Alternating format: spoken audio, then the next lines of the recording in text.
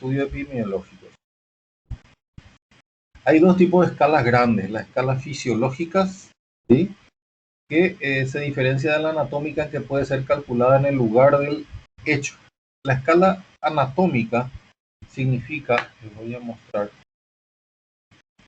por ejemplo, una escala anatómica dice que este es el húmero, por decirles, ¿verdad? Perdón el dibujo, y está fracturado así, ¿verdad? Entonces tengo una fractura diafisiaria transversa de fémur lado derecho. Una descripción anatómica, pero no me dice si esta fractura le está matando al paciente, o el paciente está súper bien, o hizo un coágulo acá, o no me dice qué está pasando con el paciente. Me da una clara definición y un claro diagnóstico de el tipo de fractura. O sea, esto se rompió acá y se cizalló la arteria humeral y el paciente está muerto, y yo digo, es la misma fractura diafisiaria 3A de húmero, ¿me entienden? La escala fisiológica no le interesa mucho esto, sino más que nada qué repercusión trajo la pérdida de sangre en esta fractura. ¿Se entiende la diferencia? Yo puedo tomar en el sitio, ¿sí? Puedo repetir 1000 veces, y las dos más importantes son la escala de coma de Glasgow. Esto es escala de coma de Glasgow, no es el electrocardiograma.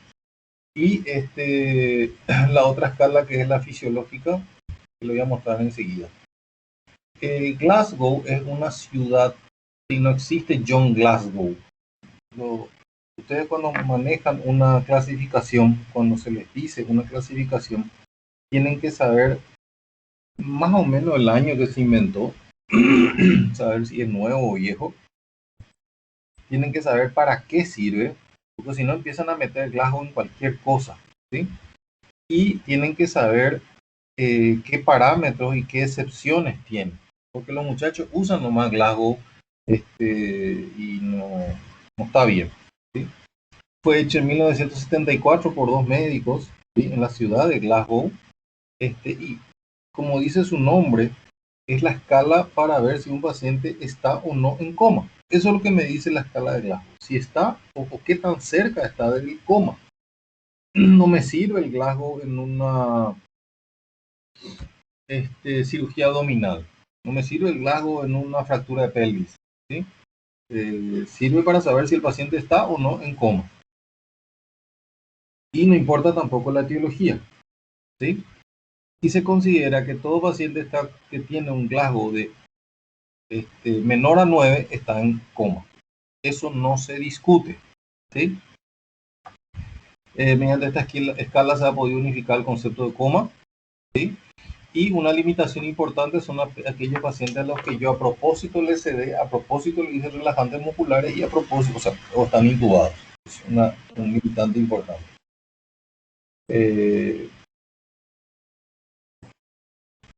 Esta es la escala de coma de Glasgow original, y quiero que vayamos haciendo juntos, ¿sí? ¿Quién era nuestro aportante de la vez pasada?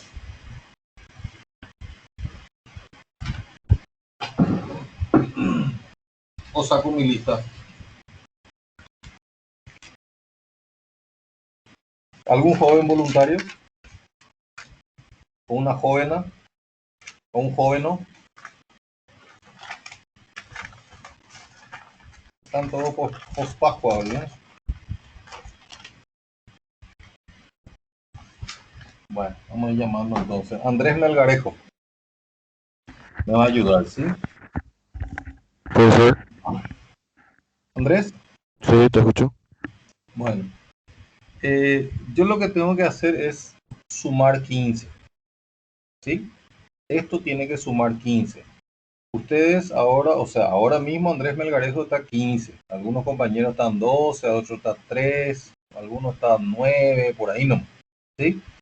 Y esto es 4, 5 y 6, ¿sí?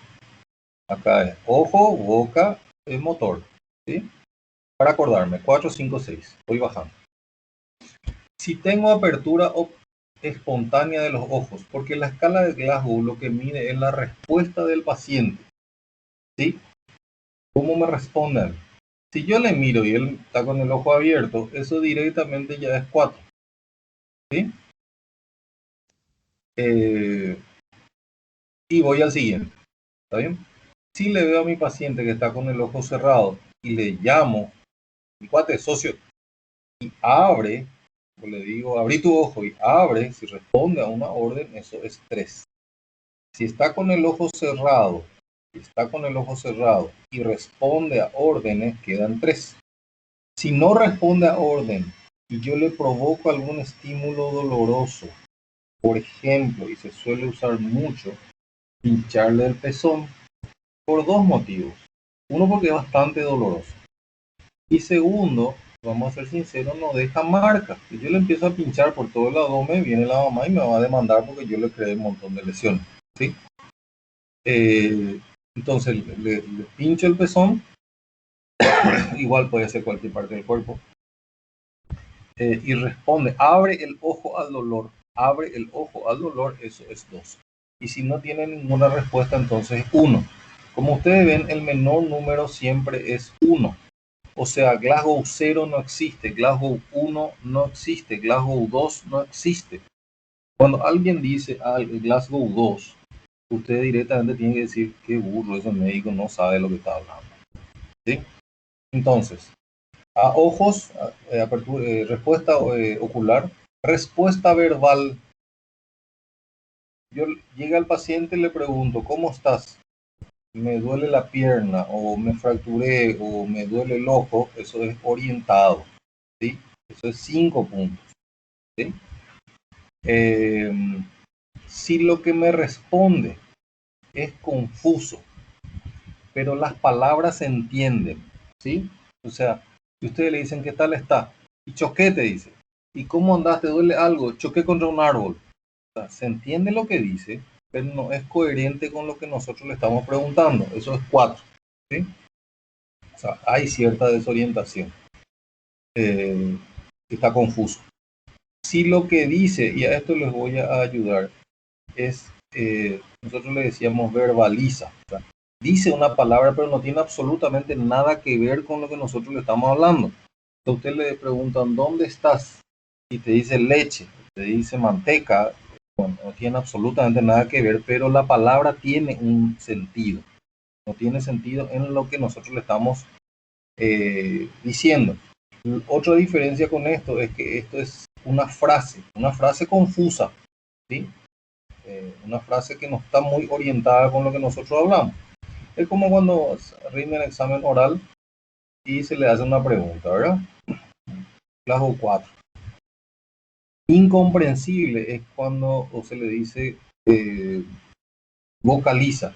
Dice un sonido, que le preguntan algo y hay un sonido en la boca, pero no se entiende. ¿Sí? Y ninguna cuando no hay respuesta. Entonces le preguntan las cosas y no responden. Y motora, este es 6. Ustedes responde a órdenes. Usted le dice levantar el brazo derecho. Salud. Salud. Levanta el brazo derecho y levanta el brazo derecho. Si ustedes le dicen levanta el brazo derecho y no levanta el brazo derecho, ya no es más 6.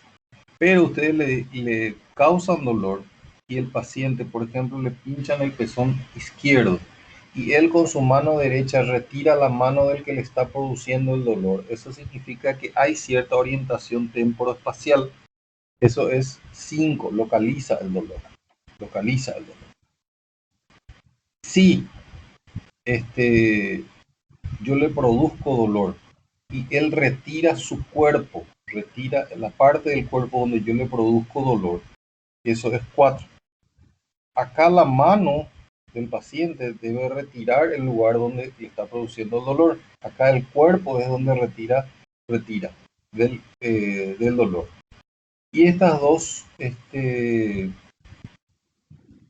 premisas de flexión inapropiada y extensión inapropiada, le voy a mostrar enseguida, son movimientos tónicos de bastante mal pronóstico. Flexión inadecuada es cuando el paciente flexiona el miembro superior. Acá está la cabeza, ¿sí? Acá está la pierna y flexiona sea, la pierna flexiona y flexiona. Son posturas, esta es una postura de descorticación, o sea, la corteza cerebral se está muriendo. Y extensión es cuando extiende el brazo y extiende la pierna en forma clónica. Y esto es criterio de descerebración. Acá el cerebro se está muriendo, acá la corteza se está muriendo. Ambos son de muy mal pronóstico. Y en caso de una asimetría, se elige la mejor respuesta. Vamos a suponer que yo le digo, mírame, ¿verdad? Le digo, ¿qué tal estás? ¿Verdad? Y mírame. Y uno de sus ojos está recontra reventado y el otro ojo está bien. ¿Cuál ojo tomo yo, Andrés Melgarejo? ¿Qué pasó, profe? No te escuché bien por el sonido del perro. Abigail, Profesor, Abigail, ¿cuál tomo?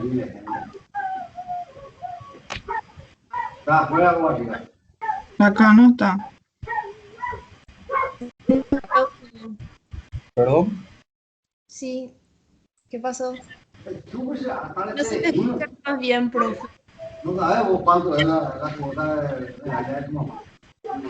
profe, hay alguien que tiene el micrófono prendido, por eso. Eso es ahora. Lo que no entiendo es una cosa, jóvenes. ¿Cómo lo que doy la clase y nadie me dice que no se me escucha? Y después se le pregunta algo y ahí me dicen, ah, no, no se te escucha. ¿Qué pasó? No entendí. ¿Qué? Vamos a Profe, ahora nomás hay alguien con un micrófono abierto sí, ya sé, y es pero muy una confuso. pregunta sobre los ojos. Vamos a atender. Te juro que a mí me cuesta un poquito hacer esto.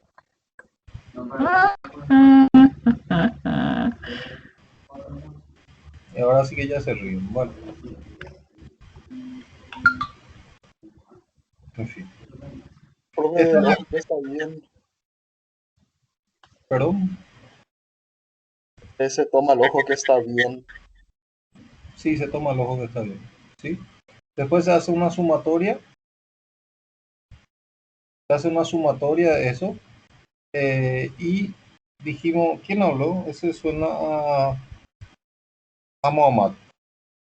No, profe, yo soy Hani. Hani, sí. O esa era mi otra opción. Hani, y si te pregunto una cosa, sumo y me da 9, ¿qué digo?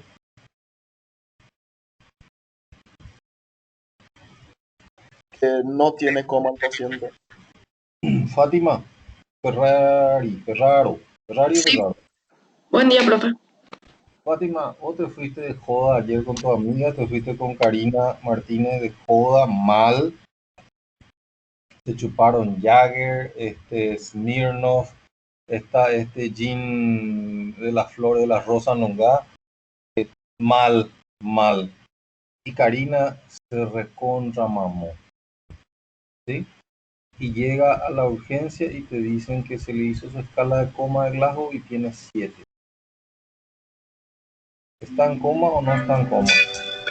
Sí, profe, porque a lo que está menor a 9 se dice que está en coma. ¿Y el alcohol?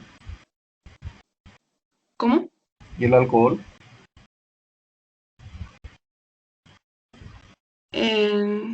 No entiendo. ¿Cómo, profe? No está alcoholizada nomás. Ay, y sí. Pero la escala de coma de Glasgow no es la que mide el nivel de alerta y como está en menos de 9, no sé. Creo ¿Qué es lo que... que mide la escala de coma de Glasgow? ¿De qué caballo? ¿De qué color es el color del caballo blanco del mariscal? Y bueno, mide el estado de coma. Y bueno, y si tiene 7 está en coma. Y si se chupó la vida, está en coma. Y si se Y chupó la vida y si se traumatizó, igual está en coma. sí, está en coma. Eso es para lo único que sirve de esto, ¿sí? Sí, profe.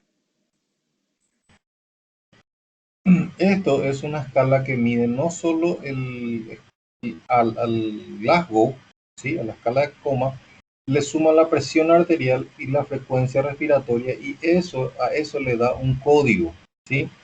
Código 4, el paciente que está semi de alta, código 3, un paciente que tiene que estar internado, código 2, paciente que está muy mal, 1 está prácticamente muerto y 0 ya se fue. ¿Sí? No se usa mucho, ¿verdad? Lo que les dije, las escalas anatómicas. Generalmente un valor del 1 al 5 o 1 al 6. Los yankees son muy amigos de usar del 1 al 5, ¿sí? Siendo 1 una lesión leve y 5 una lesión total de lo que sea. Y como les dije, me da una idea bastante adecuada de cómo está ese órgano. Por decirte, una laceración esplénica, estoy suponiendo que sea un bazo, una lesión esplénica grado 3, pongo en el medio, grado 2, grado 4.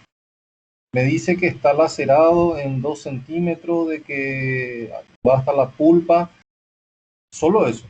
En ningún momento me dice si esto sangró 7 litros, 4 litros, 1 litro, no me dice nada, ¿sí? Entonces, la lesión anatómica es muy interesante para las indicaciones quirúrgicas, para las técnicas quirúrgicas, para ver qué se hace con este vaso en la mano, pero no me dice cómo está el paciente, ¿sí? Bueno, y viene un paciente traumatizado, Fernando Mesa. ¿Qué es lo que yo hago primerito? Sí. Perdón, Fernanda Mesa. Fernanda, sí, acá ya le puse la colita y no vi. Fernanda. Viene una paciente traumatizada. ¿Vieron el accidente que ocurrió ayer en San Bernardino? Y ese es el 14 años que manejaba. ¿Perdón? ¿Ese qué? Y ese nene de 14 años que estaba manejando, pero sí, ¿Vos no. sos? Yo soy Fernanda. Fernanda, vos decís ese nene de 14 años, ¿verdad? Sí, o sea, sí. Porque para vos un nene. Y una criatura. Para mí una criatura lo tomaría todavía. Muy bien. Persona vieja es todo lo que tiene 5 años más que uno. Y persona criatura es todo lo que tiene 5 años menos que uno. Para mí, ustedes son criaturas. ¿Entienden? Pero uno que tiene la idea de que es invencible. El que toma, yo no sé si estaban tomados o no, ¿verdad? Pero el que toma pues tiene la idea de que es invisible y que es Superman. Que nadie le ve y que nunca te va a pasar nada. Eso es lo que hace el alcohol y demás. Y sobre todo cuando el ser humano se convierte en turba, se cree que puede hacer muchas cosas y no es así. Entonces por eso muchas veces se limita el consumo de alcohol, ¿sí? Porque ya desinhibe y ya alguien quiere saltar la muralla y alguien ya quiere ir a 200 por hora. ¿Y qué pasó ayer? Lo que les dije en esa clase, ¿verdad? Los días de máximo accidente de tránsito ocurren en los feriados, ¿sí? Y son los días en que el sistema de salud está más débil y el sistema de salud no llega a todas partes. Vamos a ser sinceros, en San Bernardino lastimosamente no tenemos una estructura sanitaria adecuada. De hecho, en ninguna parte ahora mismo, pero no hay buena estructura. Entonces, cuídense dónde van, cuídense, cuanto más se alejan de la capital, manejen más despacio. Las calles no son buenas, nuestros autos no son buenos. Ustedes saben que todos estos vehículos que vienen de a través de Chile, muchas veces se les cambia el volante y así nomás se cambia, son modelos relativamente viejos, no tienen todas las prestaciones de seguridad. Entonces hay que tener más cuidado, ¿sí? Bueno, Fernanda, viene el paciente traumatizado y ¿qué hago? Llega a la urgencia y ¿qué hago? Y tenés que hacer la evaluación primaria. ¿Sí? ¿Y qué hago? Y vas a tener que hacer todo lo que se hay, tipo ordenar, tipo ver si el paciente, por ejemplo, está borracho, vomita o hace algo. Después, la parte secuencial, tienes que seguir todos los pasos. Tienes que ser rápido. Bueno, les comento que antes del ATLS, cada hospital atendía de manera diferente. A nadie le importaba, algunos querían hacer historia clínica, otros querían revisar al paciente, otros querían revisar su herida. Viene una enorme herida en la pierna y todo el mundo mirando la pierna y nadie mira si el paciente está respirando o no. Entonces se creó un consenso, se creó una forma única de recibir al paciente traumatizado y que en general esto es extrapolable a todo tipo de paciente. O sea, llega un paciente politraumatizado y yo tengo que evaluar rápidamente si el paciente tiene buena entrada de aire, entra aire a sus pulmones, si tiene buena frecuencia cardíaca, si tiene buena oxigenación. ¿Cómo yo puedo hacer eso, Fernando? Rápidamente, así en 3 segundos yo tengo que examinar todo eso. ¿Cómo puedo hacer?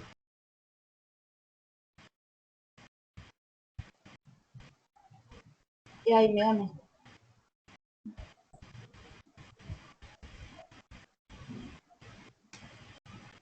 María Paz García.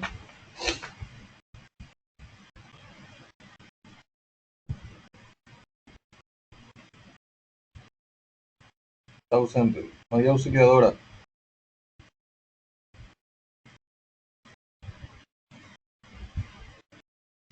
¿No hay? Estamos poco hoy. Bueno, le puedo hacer una pregunta muy simple, Fernanda. Le puedo preguntar cómo estás. Le puedo preguntar cómo te llamas. Si yo le pregunto cómo te llamas y me dice Fernanda Mesa, básicamente significa que tiene ella la conciencia suficiente para entender mi pregunta y responder. O sea, hay una secuencia neurológica lógica que la paciente, básica que la paciente está haciendo. Significa, si me dice su nombre, significa que está saliendo aire de sus pulmones, no le falta aire, ¿sí? Y tiene buena tensión arterial, por eso llega sangre a su cerebro y me puede responder. O sea, si la paciente me dice su nombre, por más que no sea su nombre, este, me da cierta tranquilidad como para ir siguiendo los pasos subsecuentes. Cuando uno tiene una situación de estrés, trata de ir a una mnemotecnia. Y las mnemotecnias son fantásticas cuando están bien hechas, pero cuando están mal hechas te confunden la vida. Pues no te acordás que era la de Mabutepati, Memetete, ya te olvidaste. Entonces, esto fue hecho por gente que hace docencia, no fue hecho por médicos. Y entonces vieron que la mejor forma era el abecedario. Sí, porque eso sí sabemos toditos, es imposible que te olvides. Entonces se decidió empezar por el airway, por la vía aérea. Ver de que dentro de la boca, la nariz, perdón por la exageración, el macizo facial, no haya nada que obstruya la entrada de aire.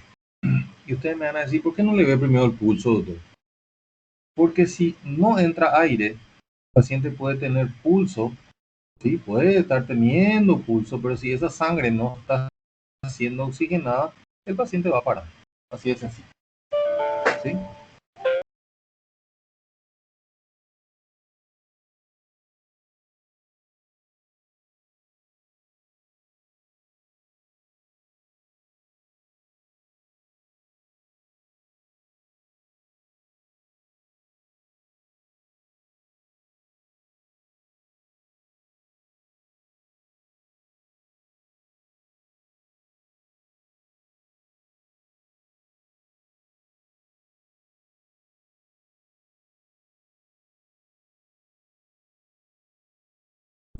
Hola, profe. Por si está hablando, no se le escucha.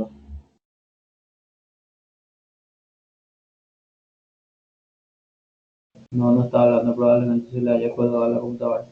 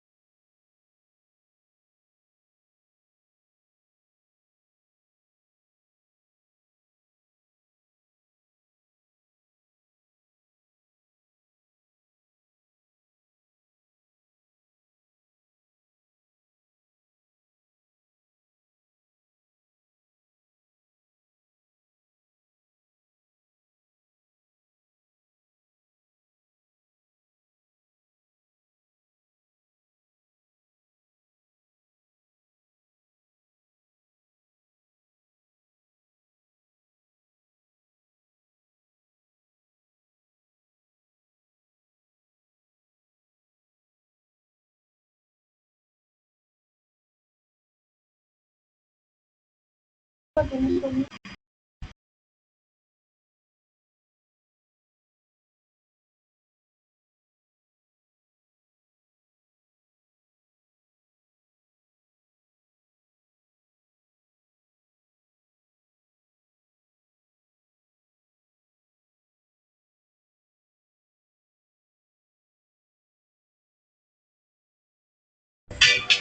escuchan?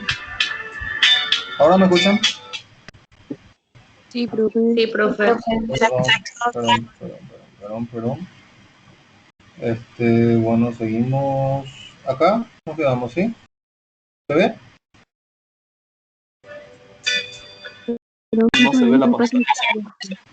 ¿No se ve? No. No, profe.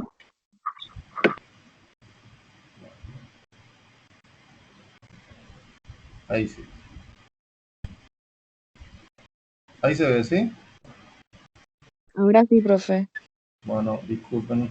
¿Cómo se llama? Recreo. Bueno, vía aérea. De nada sirve que ustedes, lastimosamente hemos perdido mi dibujo. De nada sirve que ustedes le estén al paciente masajeando o mandando líquidos si es que esa sangre no está siendo oxigenada. ¿Qué es lo que pasa? ¿Qué es lo que suelen hacer ustedes normalmente después de una farra? Ustedes suelen ir a comer lomito.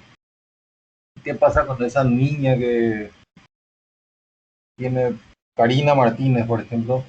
Ustedes le ven y ha de tener ¿cuánto? 45, 48 kilos, ¿verdad?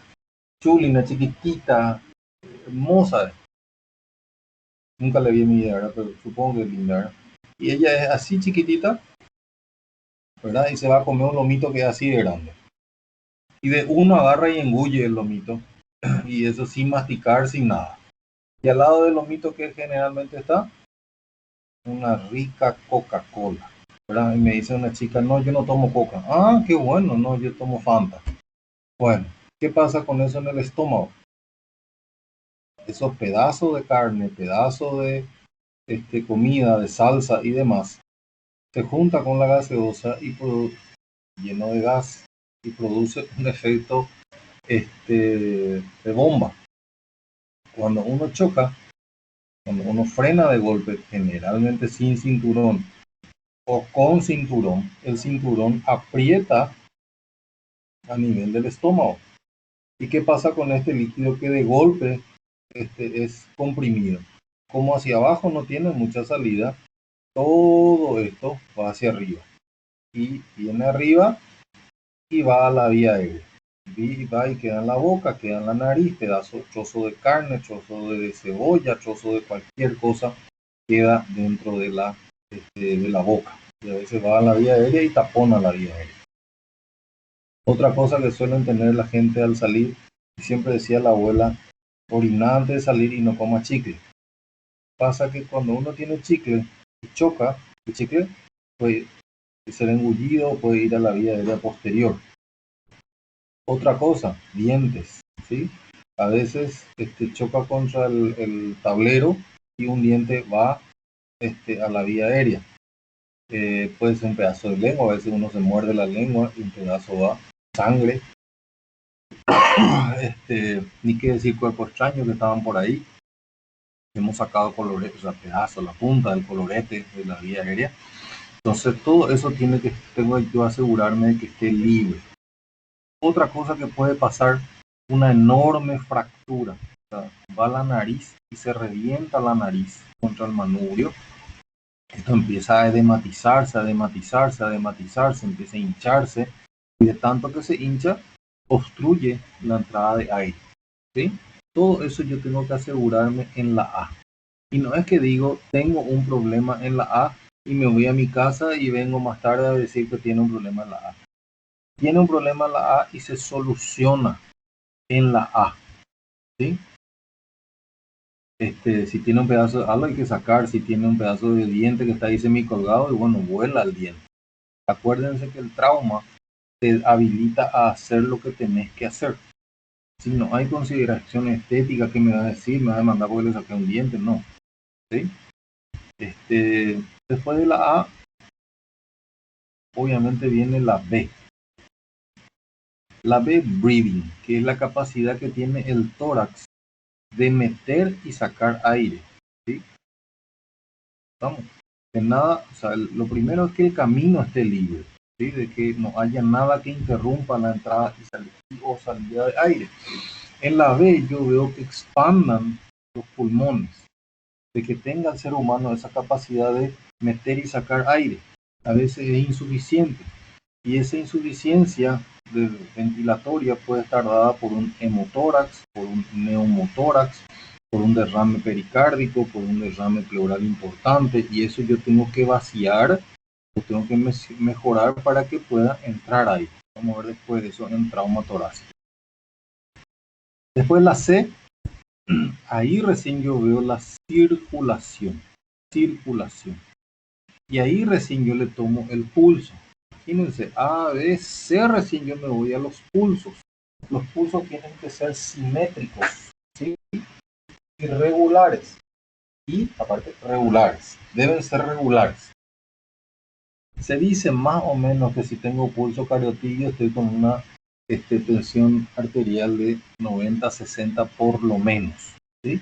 Tengo que buscar los pulsos y a medida que me voy alejando y cuando más lejos estoy y tengo pulso significa que el paciente está un poquito mejor, ¿sí? Se dice que si tiene pulso femoral estamos alrededor de 8,5 y si tenemos pulso radial femoral es de 100, 160, 170 y si tengo pulso radial por lo menos tengo 110 de sistólica, así es que 100, ¿sí? Cuanto más distal, 100 es mejor para el paciente. Y después voy a la D, ¿verdad? A, B, C. Si yo no encuentro pulsos o veo que son muy débiles, yo en ese momento tengo que hacer algo, ¿sí?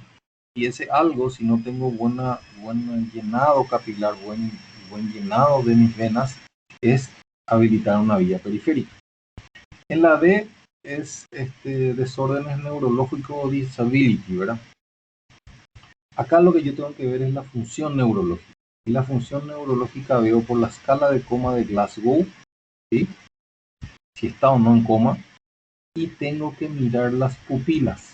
Las pupilas son la forma directa de ver un nervio o una función neurológica directa. Las pupilas generalmente deben reaccionar a la luz. Ustedes saben eso, ¿sí? O sea, yo le pongo una luz o simplemente le abro el párpado y al reaccionar a la luz ambiental debe achicarse ambas pupilas. El hecho de que las pupilas estén mióticas, estén cerradas, significa que el cerebro está sufriendo.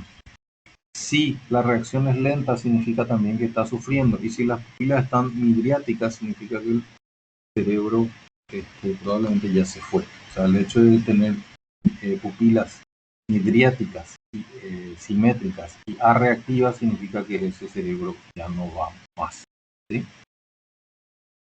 Y por último, la E. Entonces veo yo la vía aérea, la capacidad de ventilación, la circulación, el estado neurológico y pupilas y la exposición del paciente y a qué estuvo expuesto, o sea, el environment. Tengo que exponerle al paciente. Una vez que terminé mi evaluación primaria y veo que el paciente está relativamente estable, porque no es que digo está bien el paciente, tengo que empezar lo que se llama la valoración secundaria, ¿sí? Una cosita, la evaluación primaria, que es esto que se hizo, se debe hacer cuantas veces sea necesaria y cada vez que el paciente está descompensado o tiene una alteración en su dinámica. Es decir, vamos a suponer que Andrés Melgarejo le trajo una ambulancia a un paciente y le dice a Abigail, tiene ABCDE normal, y Abigail le recibe al paciente, y no es que porque es su compañero o es su socio, ya no le hace mal la evaluación primaria. O no es que porque no confía en él le tiene que hacer otra vez la evaluación primaria. Se vuelve a hacer cuando uno le recibe al paciente porque pudo haber cambiado, no significa que el otro tiene que enojarse. A veces el paciente está con un tubo dentro de la tráquea, ¿verdad? Ese tubo tiene que estar asegurado. Esto de la boca, y esto el cuello, esta es la nariz y esta es la cara, ¿verdad? A veces está con un tubo acá. A veces el paciente se va a rayos y este tubo se mueve y sale. El paciente se traslada, se pasa de camilla a camilla y al volver de rayos, el paciente empieza a tener mala mecánica circulatoria y empieza a tener taquicardia. Entonces lo que yo tengo que hacer es volver a hacer la A, la B, la C, la D y la E. Otra vez todo de vuelta. ¿Me entienden? No es que porque tiene una alteración en la C, yo me voy solamente a la C. ¿Sí?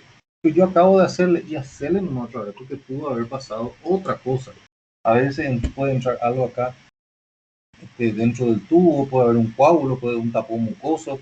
No vayan a tomar nada por asumido. Hagan nomás otra vez de vuelta. Después, si la valoración secundaria yo hago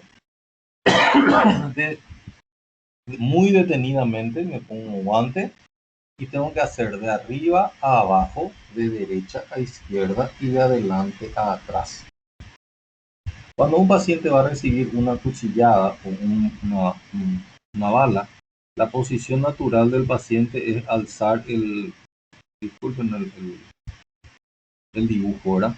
Pero normalmente alza el brazo, este es su ojo, su nariz, alza el brazo y trata de protegerse, ¿verdad? Alza el brazo.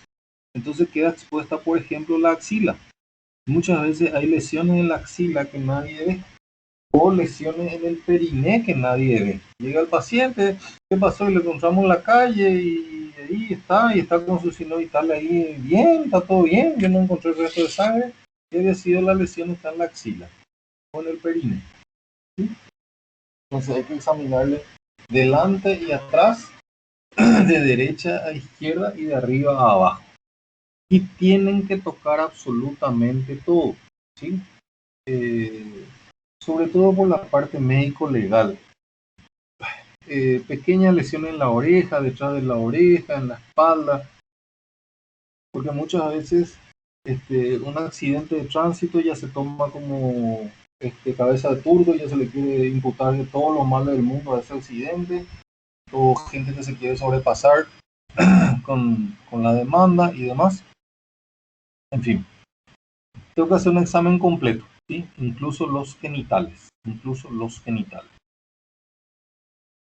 Y ahora vamos a definir lo que es shock. Dijimos que independientemente de lo que pase con el paciente, si está en shock, está grave. Está grave. ¿Y qué es shock? Porque muchas veces el paciente, los médicos dicen, el paciente está en shock y el paciente entra caminando. O el paciente está chocado y uno se va y le mira y está sentado, está almorzando. No, está chocado, doctor. Entonces las definiciones, este tema de las definiciones, ustedes tienen que aprender en ciencias básicas, o sea, preclínica, antes de ir a verle a los pacientes. Así que alguna vez vamos a verle, ¿verdad? Como seguimos, parece que en 2 años no se va a definir esto. Shock es un aporte insuficiente de oxígeno y nutrientes a nivel celular, por alteraciones al nivel de la circulación, lo cual resulta en hipoxia. La hipoxia celular a largo o a mediano plazo generalmente va como resultado trae la necrosis tisular y la muerte, ¿sí? El mantenimiento de esta situación de colapso circulatorio no afecta a todos los órganos por igual. ¿Quiénes sufren más?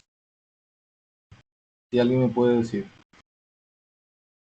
¿O quién paga en el estado de shock? ¿Quién es el que paga? ¿De dónde se saca la sangre? El cerebro. El sistema circulatorio. ¿Quién dijo el sistema esplánico? Sistema nervioso no sería, ¿verdad? ¿Quién paga el pato? ¿A quién se le saca para que el resto siga viviendo? Los miembros. Ustedes cuando están en shock, ¿cómo están? ¿Así rosadito, azules o pálidos? Pálido. ¿Por qué? Porque la piel no importa. ¿Sí? La piel no importa. Entonces va directo, se le chupa a la piel. Otro sistema. ¿Por qué la gente dice, vos jugás fútbol? Sí. Y no te da ganas de irte de cuerpo. Pues cuando uno está con estrés, se le saca sangre al sistema esplácnico, ¿sí? A todas las vísceras, ¿sí?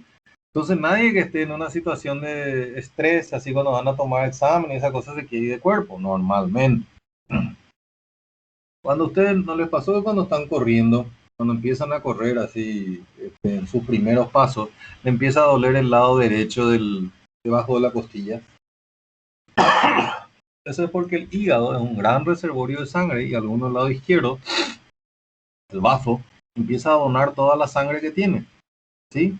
O sea, los que pagan el impuesto, los que pagan la situación de pérdida de sangre son la piel y las vísceras, el sistema esplácnico. ¿Y a quiénes se prioriza? ¿A quién se prioriza? Cerebro y corazón. Cerebro, corazón y Riñón. riñones, ¿sí?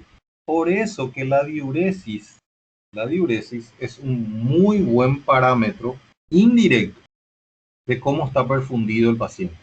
O sea, un paciente chocado no va a estar orinando normalmente. ¿Estamos? Y asumimos que en shock, un paciente traumatizado, la principal causa de shock es la hipovolemia. Ustedes tienen más o menos para darle una idea, está ESAP, ¿verdad? Está el sistema que bombea, tenemos un sistema que recorre, ¿verdad? Y llega a la canilla, ¿verdad? En el sistema circulatorio, la bomba es el corazón, tenemos el sistema circulatorio, ¿sí? Que son las arterias. Y podemos tener tres causas básicamente de shock. Tres causas de shock. Blalock fue el primero que habló de shock, ¿sí? Y él dijo que hay tres causas básicamente, tres. Uno es que la bomba no ande, ¿sí?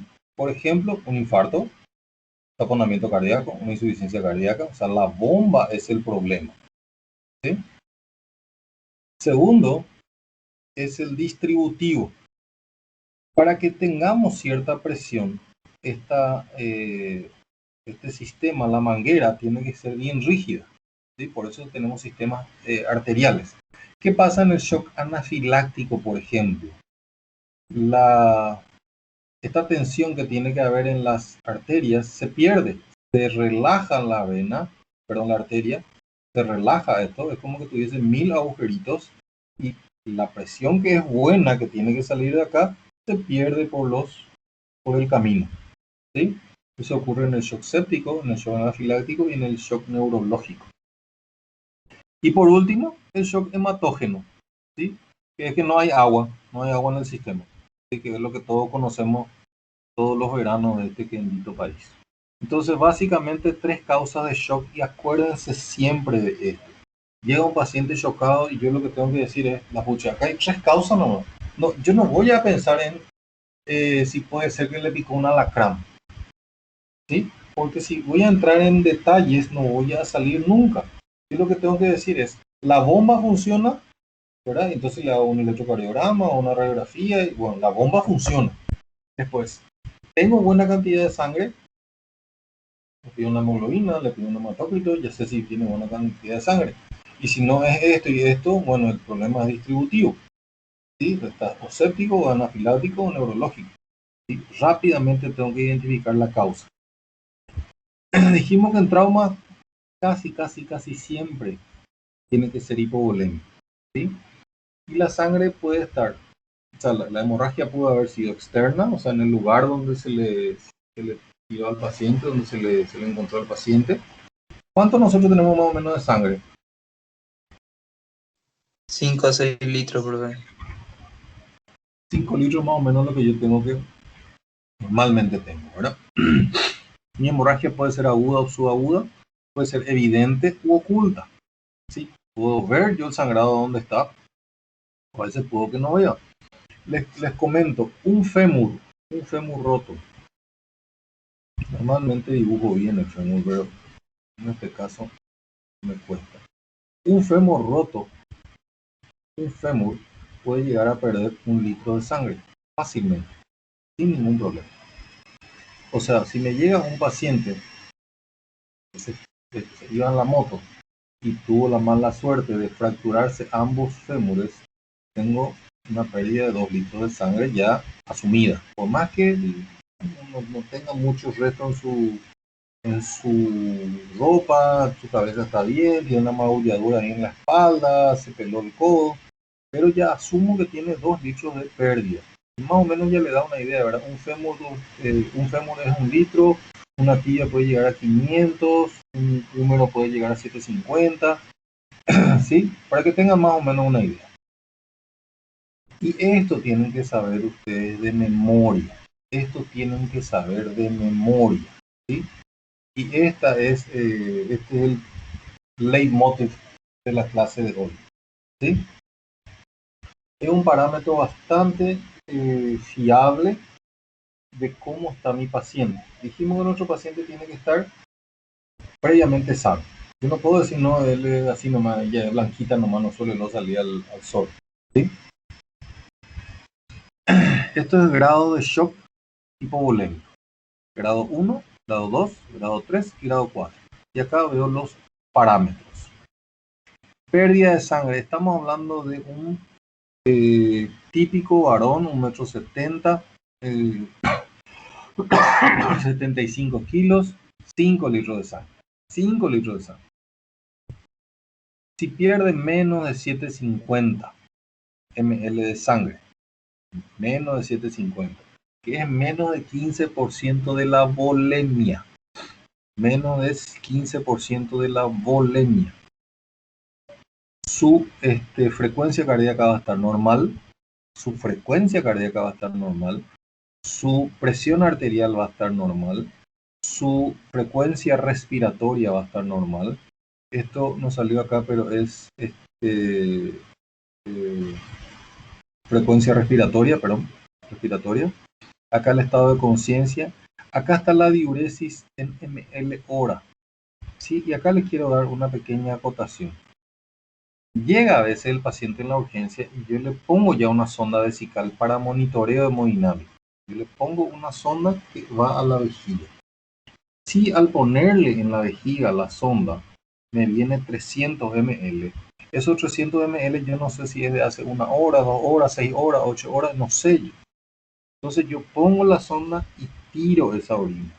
No me interesa, se puedo mandar al laboratorio y todo lo que quiera, pero no me interesa lo anterior, me interesa desde ese momento, ¿sí? Y desde ahí en adelante, para medir mi reanimación, yo voy viendo cuánto va orinando, ¿sí?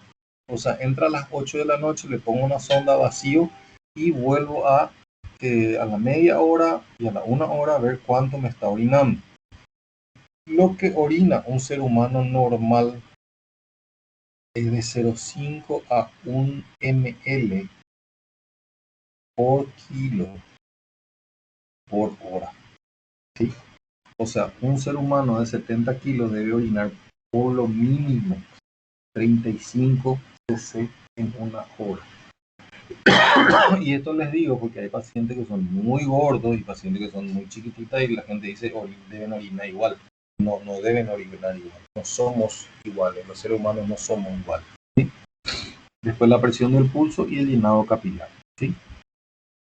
Entonces, yo tengo que un paciente con una hemorragia, con una pérdida sanguínea de menos de 750, esto es más o menos, menos de 750, 500 cc más o menos lo que sangra una mujer en un periodo menstrual normal.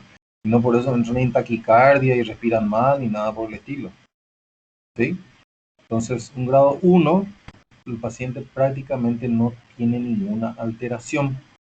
En un grado 2 pierde el doble, entre 750 y 1500 cc de sangre, lo cual lleva a ser 30% de la volemia. Empieza a tener ya taquicardia, pero menos de 120, la presión arterial está pinzada, tiene una pequeña taquipnea para compensar, porque acuérdense de que para tener el volumen minuto, el gasto cardíaco, es volumen minuto por frecuencia cardíaca. Y como mi volumen baja, mi frecuencia cardíaca tiene que aumentar empieza a circular más veces la poca cantidad de sangre que hay. Empieza a aumentar la frecuencia respiratoria, el paciente empieza a estar inquieto, ¿sí? No está tranquilo el paciente. Y empieza a orinar entre 40 y 20 ml hora, no más, ¿sí? Ustedes le pusieron la sonda, dijimos las 20, y ya pueden revisar a las 20:30 y te va a decir que tiene 10 cc nomás su diuresis, ¿sí? En el grado 3, ya perdió, imagínense, entre 1500 y 2000, 40% de la volemia. La frecuencia cardíaca está entre 120 y 140. La presión arterial ya empieza a estar baja. Hay taquipnea entre 30 y 40 respiraciones por minuto. El paciente ya empieza a estar confuso, ya quiere empezar a dormir, ya casi no orina nada. La presión del pulso está muy disminuida y el llenado capilar es de mucho más de 2 segundos. ¿Saben lo que es el llenado capilar? Hola. Hola. Profe, eso no es cuando presionas, por ejemplo, el pulgar y después sacas tu dedo y espera cuánto tiempo tarda para que pase de un color pálido a color rojizo otra vez. Muy bien. Muy bien. Sí, le iba a mostrar, pero le explicó muy bien el compañero. Sí, uno aprieta por eso que las mujeres que se van a operar, últimamente a los varones, se les pide que no se pinten la uña, porque se le hace el llenado capilar cada rato, ¿sí? Uno aprieta la uña contra pueden hacer ustedes, apretar la uña contra el fondo. Eso, ustedes ven al apretar que se pone blanco, ¿verdad? ¿Están haciendo? ¿Están haciendo? Bueno, y Sí, suelten y se pone enseguida, se pone rojito, ¿verdad? Bueno, eso es el llenado capilar. Se puede hacer ahí o se puede hacer en el pulpejo de la oreja, ¿sí? Ahí es donde se suelen poner el aro. Bueno, antes se ponía el aro, eh, ahora se pone en cualquier lado. Ahí se puede hacer también. Por eso se les pide a las mujeres que se van a operar que no usen pinta uña, que no se pongan aro y demás. Es una cuestión médica. Por acá nos quedamos. Y atiendan bien esto.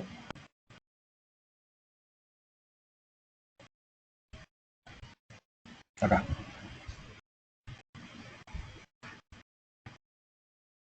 Nos quedamos acá. Este paciente me puede pasar desapercibido. ¿Por qué? Porque tiene presión normal, pulso normal, todo normal está. No tengo la obligación de identificar a este paciente. Este paciente leve taquipnea, está un poco inquieto, sí, lo tomó luego y su frecuencia cardíaca está en menos de 120, me dice la enfermera que está en 98 ahí, a veces parece 110, el aparato no leyó bien. Me puede pasar estos dos. Este paciente no me tiene que pasar nunca, no me tiene que joder nunca, ¿sí? Entre 1500 y 2000, donde su frecuencia cardíaca ya está entre 120 y 140, está con franca taquipnea, el paciente está confuso y orina poco. Por eso que se les pide siempre que se les pone una sonda vesical. Y lastimosamente, últimamente los pacientes son muy reacios a todo, ¿sí? Antes era muy fácil la medicina, uno le ponía la sonda, ya verificaba, orina, no orina, era fácil el diagnóstico, ¿sí? Y este paciente, quiero que revisen bien, tienen que entender esto, ¿sí? Si su pérdida es más de 2000, no estamos hablando de más de 4000, no estamos hablando más de 3800, estamos hablando más de 2000 nomás, más de 2000 nomás, con una pérdida de más del 40% de la volemia. Mi frecuencia cardíaca ya está en más de 140. La presión arterial es inapreciable. La pongo y no encuentro pulso. Está en insuficiencia respiratoria. más de 40 respirando, el paciente ya está letárgico, ya está casi en coma, le damos su escala de coma y me dice que está en 8, 7, no orina. Este paciente no llena no tiene llenado capilar, este paciente se me está muriendo, no es que se va a morir, se está muriendo y solamente perdió 2.200 de sangre. Tienen que tener en cuenta que no es que el paciente está perdiendo su sangre 4.800, 4.810, 4.890, 4.900, 4.950 y ahí se muere. Estamos. Más de 2.000 es muchísimo en la pérdida. Dijimos, ¿cuánto se puede perder por un fémur? 1 litro por fe. O sea, un señor de la moto que sin querer es delivery y ustedes en ¡bran! Le frenan de frente y le rompen los dos fémures, me puede llegar a morir por pérdida de sangre. ¿Sí? Y ahora vamos a lo más interesante. Entiendan bien. Llega el paciente chocado. Yo sé, perdón, llega el paciente acá. Porque de acá a acá, ¿cuánto hay?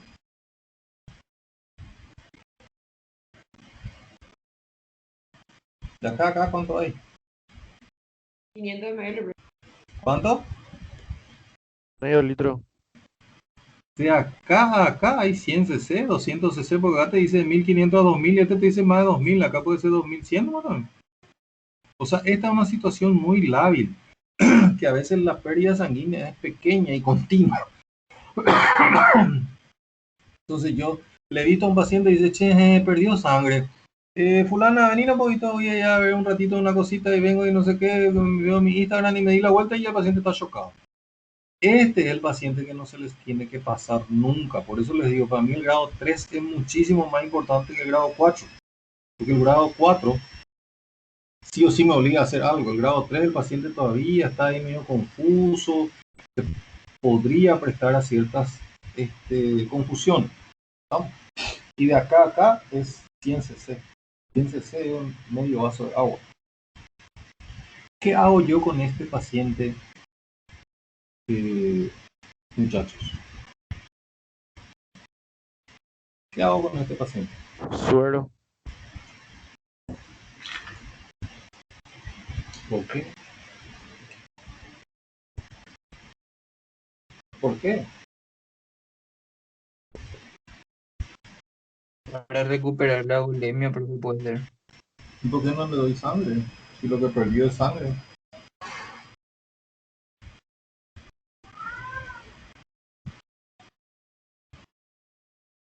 Dale, jóvenes, ustedes no son el cambio, ustedes son el futuro de este país, ustedes quieren limpiar el planeta. Yo solo le pregunto por qué no le hacen sangre a un paciente. Porque hay que conocer el tipo de sangre, profe. Y le hace o positivo o negativo y ya está. Ya. Le da los dos, profe. ¿Qué cosa? Le hidrata y le da sangre. ¿Qué le doy? Powerade. No, le da un suero fisiológico. ¿Qué cosa? Le da suero. No escucho yo. Dale, ¿qué hago? Puede ser que se le dé más rápido, profe. ¿Qué le doy? Puede ser que se le dé suero porque es más rápido o más fácil de conseguir que sangre. Así es, por eso que le voy a poner agua de corposana porque es mucho más barato, es más fácil. Voy a poner aire entonces porque es más fácil. Dale, ¿por qué le doy suero y no sangre? ¿Cuánto de suero? ¿Cómo le doy el suero? ¿Por boca? Porque ustedes, el tremendo contrasentido que encontramos con los estudiantes de medicina es que no tienen más práctica, cero práctica. ¿Sí? Antes los alumnos de segundo curso ya tenían mucha práctica, no sabían bien por qué, pero tenían práctica. Y ahora al revés, saben todo el por qué, pero le dicen hidratarle. Y la enfermera le mira y le dice, ¿qué es hidratarle? ¿Cómo? Dale, muchachos, dale. Le hace una vía y le da ¿Cómo le suero. pongo la vía? ¿En la arteria o en la vena? En la vena. La ven. Por ¿por qué le pongo en la vena y no en la arteria? Si yo lo que necesito, según lo que estuvimos hablando de Ballock, ¿se acuerdan? De que teníamos una bomba, un caño, y que nuestro problema podía ser en el caño, en la bomba o el agua, ¿verdad? Así era. ¿Por qué en la vena y no en la arteria? ¿Por qué suero y no sangre? ¿Cuánto de suero? Dale, jóvenes. No vas a poder hidratarle por la arteria, profe, porque por la arteria está viniendo la sangre y por la vena, si le hidratas por la vena, se va a llevar eso al corazón y después se va a bombear otra vez. Igual si meto dentro de la arteria, al final se va a ir al corazón, ¿no? Con la arteria pues viene presión, uno puede hidratarle por la arteria. ¿Por qué no voy a poder? ¿Por qué no voy a poder?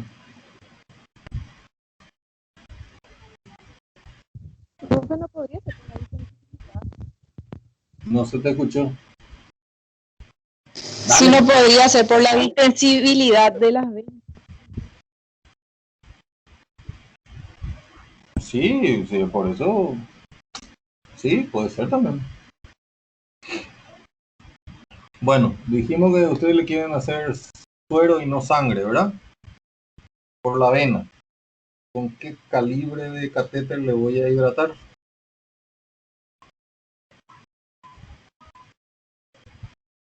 Uno fino, uno grueso.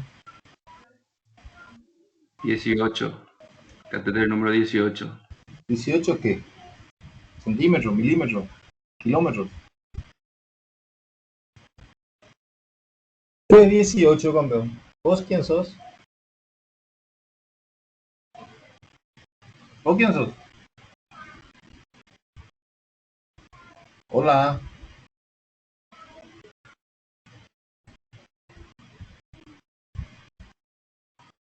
Profe, ¿cómo se sabe cuál usar? Bueno, el doctor lo que le quiere decir es 18 French. Y eso es lo que le dije siempre. Ustedes cuando digan algo, digan con toda la sapiencia que tienen que tener. O sea, 18 French. French es una unidad de medida. ¿Sí?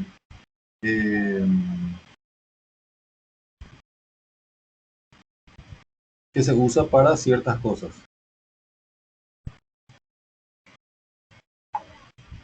Pero tienen que saber cuánto es un French. Bueno, les digo una cosita.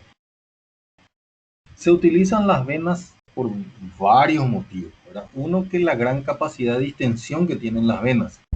Segundo, las venas están superficiales, las arterias están en la profundidad. Tercero, yo puedo usar en un brazo, puedo usar las venas varias veces, ¿sí? Tengo varias veces distribuidas. Sin embargo, en el brazo, yo tengo dos arterias nomás. Y si fundo uno y fundo el otro, me quedo sin brazo. ¿Sí? ¿Por qué tengo que usar suero y no sangre? Cuando yo tengo mi pérdida de 2000 cc, quiere decir que tengo 3000 cc todavía dentro del cuerpo, matemática simple, que acá hay, le suelo hacer la comparación del pescadito, ¿verdad? Yo normalmente tengo que tener 5 pescaditos, 5 litros de sangre, ¿verdad? 5 pescaditos, ¿verdad? Nadando, o sea, peces nadando. Si perdí esto, estos pueden nadar y compensar eso, pero le falta río, ¿sí? No hay agua. Entonces lo que yo hago es distribuir, o sea, darle mucho líquido para que estos puedan nadar y compensar. Acá mi problema no es anemia, es hipovolemia, ¿sí? O sea, a este paciente, si yo le pido su hemoglobina real, me va a venir 8. Y con 8 hemoglobina nadie se muere. Nadie se muere. Lo que necesito es hacer de que estos 3 pececitos naden más veces nomás. Y para eso necesitan suero. ¿Estamos? Y se le da suero Ringer. Y si tengo 2 brazos, le pongo 2 sueros Ringer. El peor enemigo de la hipovolemia es la hipotermia. O sea, tiene que ser a 38 grados de temperatura. Nosotros viene el paciente accidentado en una noche como anoche, ¿verdad? 22, 23 grados, se le desviste, el paciente está desnudo, está pálido, está hipotenso y se le pone suero que estaba ahí, a 22 grados. El suero tiene que pasarse a 38, 37, 38 grados. ¿Y cuánto le paso? ¿Cuántos litros le paso?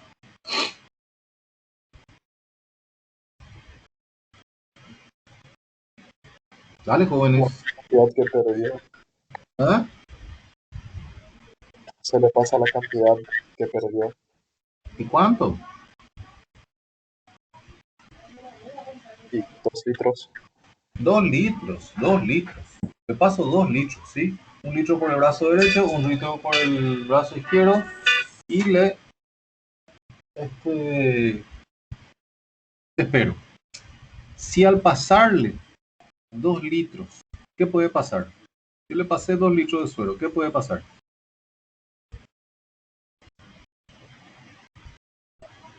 Puede mejorar. Puede mejorar. ¿Qué significa que mejoró? Que eran 2 litros nomás lo que perdió y nada más. ¿Verdad? Sí, profe. ¿Qué puede pasar si le paso 2 litros y no mejora?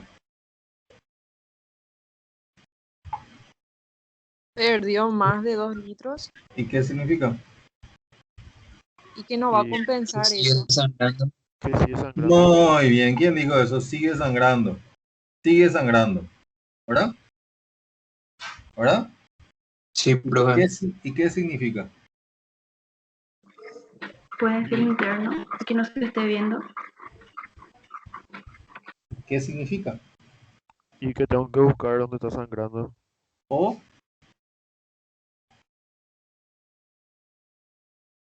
dale, jóvenes, se está muriendo, niño. Aumentar la ¿Cómo va a cantidad entrar de, yo? aumentar la Despiértense. cantidad de suero. En serio, la vida no transcurre frente a una computadora.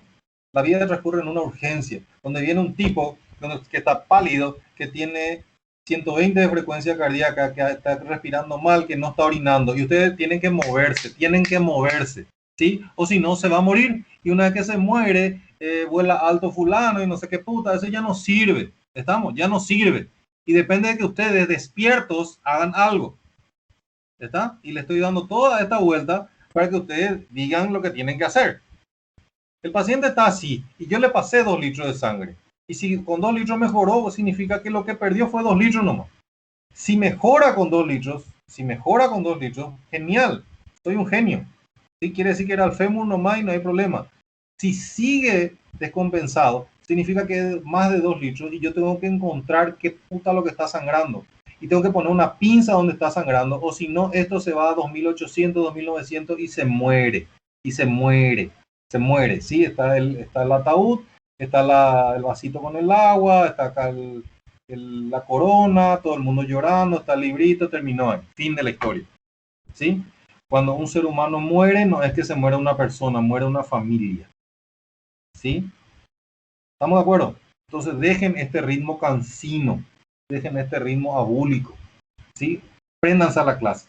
Esto tiene una implicancia terapéutica directa, ¿sí?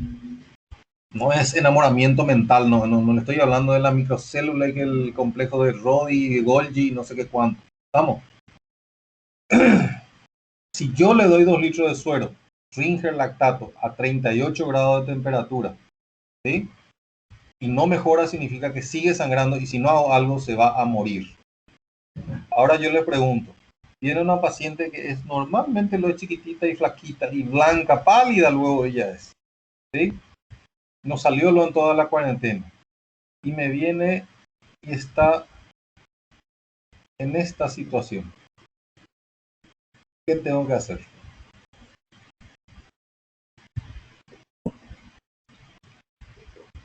Dale. Hidratarle. ¿Qué es hidratarle? Ya le dije 40 veces. Hidratarle, que le pongo Bueno, hacerle idea. hacerle Escúchame, una escúchame. y Le pongo dar idea el sample suero en la piel. vía endovenosa. ¿Qué? Canalizar una vena, ponerle una vía y mandarle suero endovenoso. ¿Cuánto?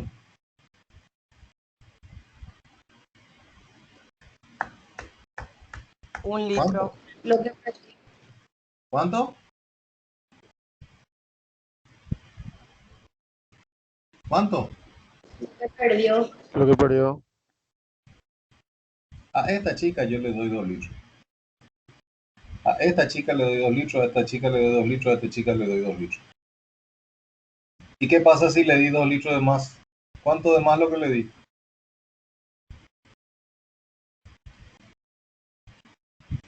¿Cuánto de más? Ah, porque va a orinar nomás si le diste más.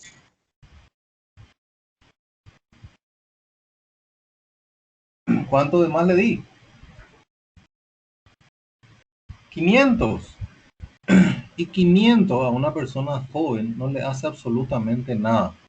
Entonces, por protocolo se dice, llega el paciente con cierta alteración, mínima, aunque sea mínima alteración, le pongo 2 litros de suero, 2 vías periféricas, no va a pasar nada porque yo considero que el paciente es previamente sano. ¿Me entienden? Y después me viene su análisis, me viene todavía así, era pálida, nomás lo era, y había sido asmática, estaba con su crisis de asma y estaba respirando mal.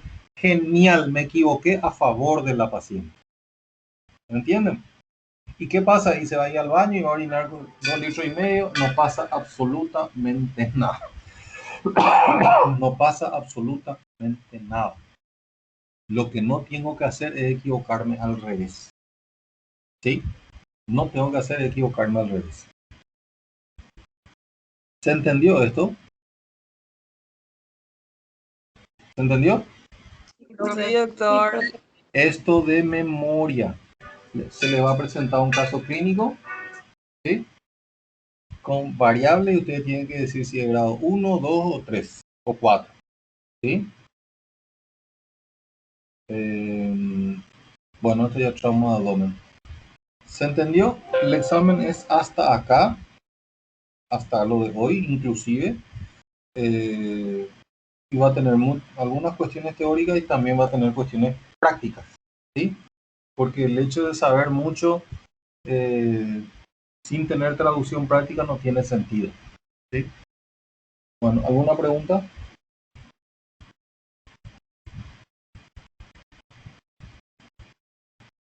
¿Alguna pregunta? Creo que no, Doctor. doctor. No, No. profe. Bueno, nos vemos el lunes que viene. Gracias, que te mejore, doctor. Gracias. Gracias, doctor. Gracias, profe.